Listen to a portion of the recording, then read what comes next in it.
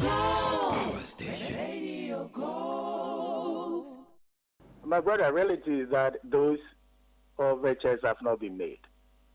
You would note that we've been at the negotiations table since 2019, and we've gotten to the break point. We are of the view that we cannot continue to negotiate in perpetuity. Reason is this, that as of last year, when we had to suspend our industrial action following an intervention by the National Labour Commission, we gave ourselves within 1 month to deal with all outstanding matters. And specific timelines were given in an MOA we signed in August last year. That 23rd of August through to 22nd of September, we should be done with all the outstanding matters regarding the negotiations. Unfortunately, that has not happened as we speak. In October, we did agree on some figures in relation to the research component of the condition of service that we were engaged with. We were magnanimous to say that let the academic year end for some of the universities which had not concluded the academic year. And so we extended the timelines with government up to end of December, that if by close of December we didn't get our way clear in relation to improved conditions of service, then this action would be taken. November, we served notice to government. 23rd December, we sent reminder notice, and nothing happened until the declaration of the action that UTAG is currently embarked on. Afterwards, we got called only by Vice Chancellor Ghana and the Minister of Education.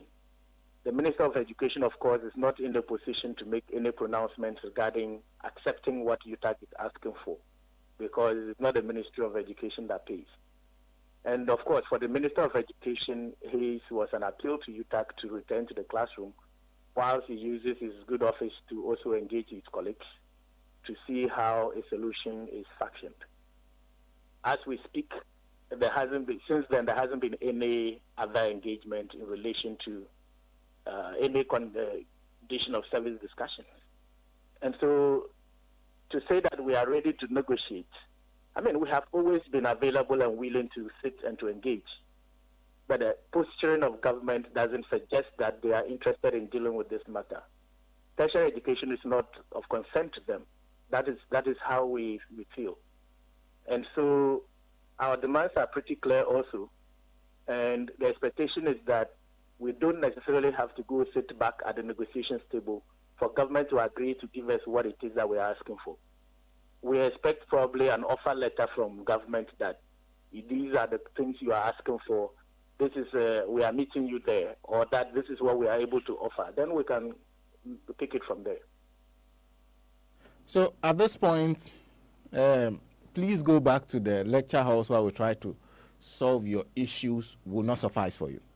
It wouldn't suffice because we've gone through all of those kinds of promises and assurances in times past, and that is what has led us to this point. Well, I also want to find out, for a lot of us, what are the key issues which, when addressed in the immediacy, will make you consider going back to the lecture house? So the immediate request on the table from the side of UTAG is that following government's inability since 2013 to implement a market premium, and also that there was a freeze on the interim market premium that members were enjoying, our conditions have worsened. And so we indicated that by close of December, if it wasn't possible to make a pronouncement on market premium, we should be restored to the percentage of market premium that we were given in 2013. That was 1.14% of basic salary as an interim market premium. Now, what has happened over the years is that once it was a percentage of base pay, the expectation is that when annual base pay increases, it will affect that. But in 2013, it got frozen. So it became a constant figure. And to date, a market premium has not been done. If we were to do actuarial analysis, we have lost 62% of what we should have been earning if we were earning 114% of base pay currently. And so we are just asking for a mitigation in the interim with that difference so that we can return and then government can engage the labor market survey and make a determination of market premium, which of course we are positive will not make us worse off. Okay, so let me be sure I get you clearly. You are saying that in 2013, you were enjoying some interim market premium, which was 114% of your basic salary. Exactly. And if government can return you to that, that will create a fertile environment for negotiation. What we are simply asking for is 114% of current basic salary as an interim market premium. And that will put you in a comfortable position enough to go back to the classroom and sit down. It would be manageable to go back to the classroom whilst government takes time to study and to engage stakeholders and to make a determination on the market premium based on the labor market survey report that has been submitted. Oh, so that's the basic thing on the table now. Very, very basic one, because that was what we were enjoying in 2013. And government froze it because it needed to make a determination on market premium. And until today, that has not happened. So why should we be worse off because of your inability to conduct a labor market survey and to make a determination on market premium? When you say government froze it, at what point? Because you said you were enjoying it in 2013. Was it frozen in the 2013 or what? Well, it was with effect from 2010. The agreement was signed in 2011, effective January 2010. And then up to 2012, 2013, it got frozen. So it no longer went along with annual salary increases. And you will recall that in 2014, there was a labor market survey, which was done. The report was submitted. It never got implemented. And until date, we are stuck at the same figure of 2013. And you're saying that the education minister who has spoken to you is not bringing anything of sort to the table. It's as if it comes to the table empty-handed, unable to make any commitments. Well, of course, it's the case that Fair Wages and Salaries Commission is the statutory body to engage with us by way of negotiations. And it cannot do so by indicating how much it will pay us without Ministry of Finance. So critically, they are the two entities that must be on the table with UTAG to agree that this is what we are giving you. And that will be binding in terms of implementing an improved condition of service. As for Ministry of Education, of course, they always have said that, including Ministry of Employment and Labor Relations, that what we are asking for is not out of order, it's not outrageous. The Ministry of Finance's position is that it doesn't have the ability to pay. And so we are at a standstill. Okay, so you already know the position of the Ministry of Finance, that it can't pay well, you. Of course, the previous engagement, that has been the mantra. When you say previous, you're talking about what happened in 2021? 2021, yes. In actual fact, what even led to the industrial action when we felt that negotiations were done and that there was no negotiation ongoing was when the Minister of Finance for the very first time attended a meeting and having made a presentation of what our demands were. The question he asked was where we expected him to get the money from to pay us. Oh, he asked you where you expected him to get the money from to pay you? From to pay us, because we know of the COVID and what have you, the economy, the things are hard. If he agrees to give it to us and tomorrow the economy collapses, and so at that point, UTAG felt that there was no negotiation ongoing. Assuming I was asking for 10 cedis and you couldn't offer me 10 cedis, and you are saying that, I can't give you 10 cedis, let me give you 5 cedis to start with. Then we are negotiating. But if you come and ask me where I expect you to get the money from, then there's no negotiation. And that was how the meeting ended. And obviously, we thought that we were done with negotiations. And so once we were not going to get what we wanted, the option left for us was to go on strike. The posture changed with time that, let's suspend the strike and then we engage. And we do that. And the things you signed up to, after the timelines have elapsed, and we want to go on strike, you are saying that those are non-negotiable things. For example, market premium, which doesn't exist. Okay, so now the Ministry of Finance has your proposal. They haven't brought anything to the table. All they've told you is that I don't have money to pay. Exactly. That's all. That's all. No So counter we are proposal, different nothing. points. Nothing. If there's a Of stance course, of previously, some of the payroll allowances we agreed on, we signed off that. But the outstanding matters have to do with the market premium component and then the non-basic salary allowance. That is outstanding. And those are the ones that matter in terms of influencing better conditions, because our base pay and all of these are the ones that influence retirement. And so people go on retirement and they can afford a living. And if fair wages has to be fair in determining wages, then of course you cannot make us worse off if you vary our condition of service in accordance with the laws. So, and in fact, it would be legitimate for UTAG to be asking government to pay us arrears from 2013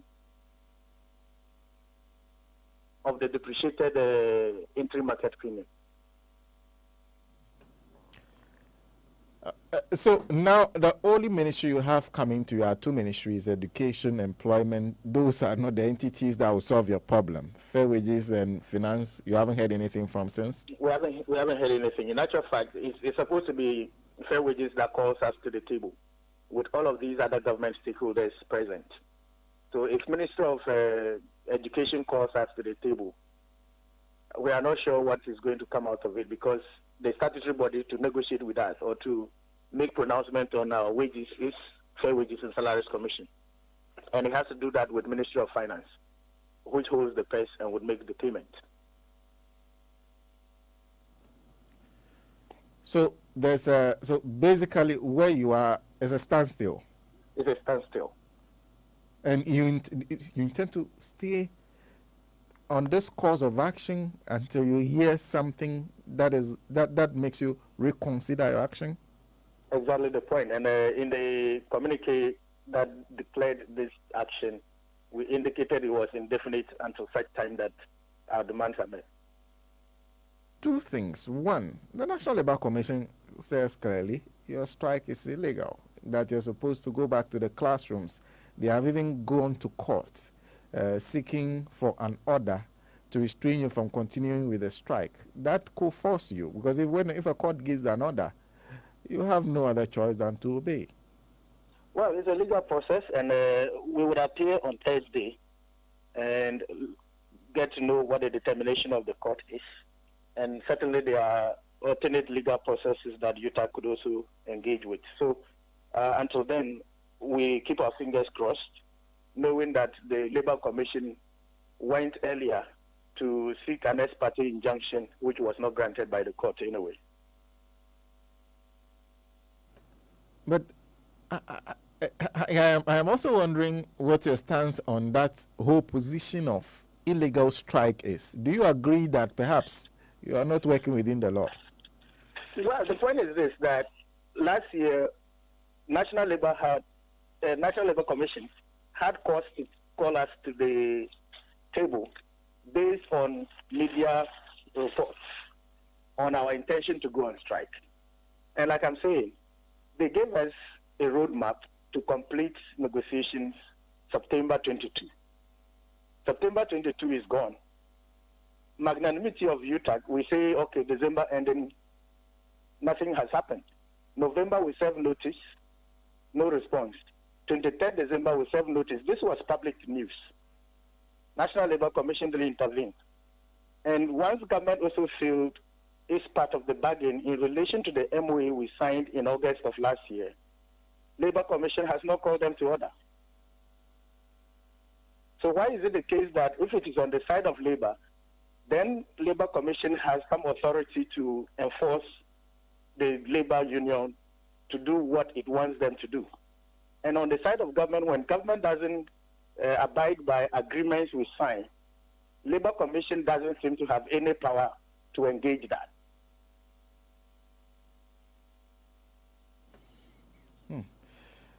Then there's the other aspect that has to do with the issue of the academic calendar that you are operating. Yes. Schools have, universities, the various universities are supposed to have resumed. Your students are on campus. I guess you get to encounter them daily And I'm sure some of them may even put calls through to you. You understand the impact of this on them, I believe. Very much so. We are as frustrated as our students are frustrated. And if you would realize that many of the student unions and associations have issued statements in solidarity with UTAG. And there are several other organizations that have issued statements in solidarity with UTAG. And it is not for nothing. It's because they can appreciate the fight that UTAG is engaged with. And so, unfortunate as it is, our students, parents, they should have an understanding that this fight is for better conditions of service, not only for UTAG members today, but for the future of our tertiary education. And that if there is anybody to be spoken to in terms of giving priority to tertiary education, it is government. And students must call on government to act and act promptly. And similarly, parents must also tilt their anger, so to speak, towards government for failing to address the concerns, very basic concerns that UTAG has put on the table. So the pressure should go on government, not you? Most definitely, because we have done what it is humanly possible to do by way of abiding by and going to the table, having suspended our strike the last year. So whilst we read in the Daily Graphic that UTAG is ready to negotiate, really there's nothing in actual fact, there's nothing to negotiate. Our demands are obviously clear. If they have an offer to make, that is when they can consider that negotiation is being considered or could be happening. But as it stands, there isn't any such. So aside the court case on Thursday, your case remains, whatever you're asking remains unaddressed, and so you're also not ready to go back to the lecture house. Exactly the point. Wow.